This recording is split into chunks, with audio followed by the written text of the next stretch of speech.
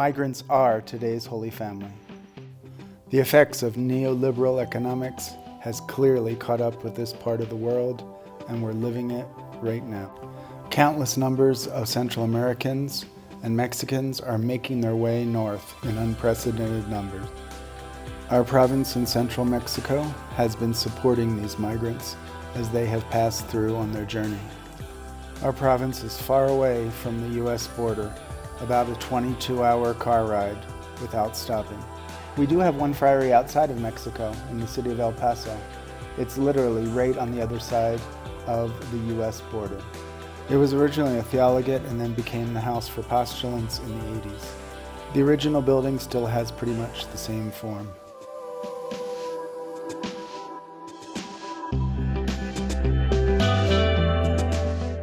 Three friars are involved in pastoral work in the only friary outside of Mexico, as well as running a shelter.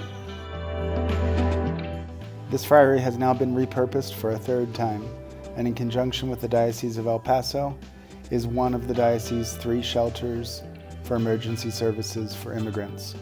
The 3 friars rely heavily on the fantastic army of volunteers. The original building with 3 wings houses the emergency shelter and has approximately 50 pretty large rooms. Families and singles can be housed separately in safe places. On the right is the chapel and the house of the friars. The middle section was constructed in the 80s and contains a large auxiliary kitchen as well as a multi-purpose room. It can be totally self-contained, and the shelter can be separate from the friar's house on the right, which is also the chapel for the large community that surrounds this friary. Meet Fray Alberto and volunteers getting ready for another meal. Here's how it works. Each Wednesday, about 50 to 60 new migrants arrive. Our great volunteers are on hand to help with everything from clothing and getting in contact with family members. The volunteers have everything under control. Wednesday and Thursday night are spent with getting caught up on sleep, getting haircuts, and getting clean changes of clothing.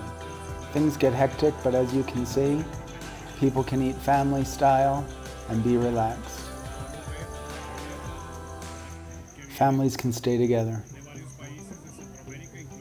Friday morning after breakfast, migrants head out to be reconnected with their families, and the shelter helps them with tickets to get to their final destination. Taking a little bit of rest after a long day's work. Before leaving on Friday midday, I can leave some of my dirty clothes behind and head out for my next destination.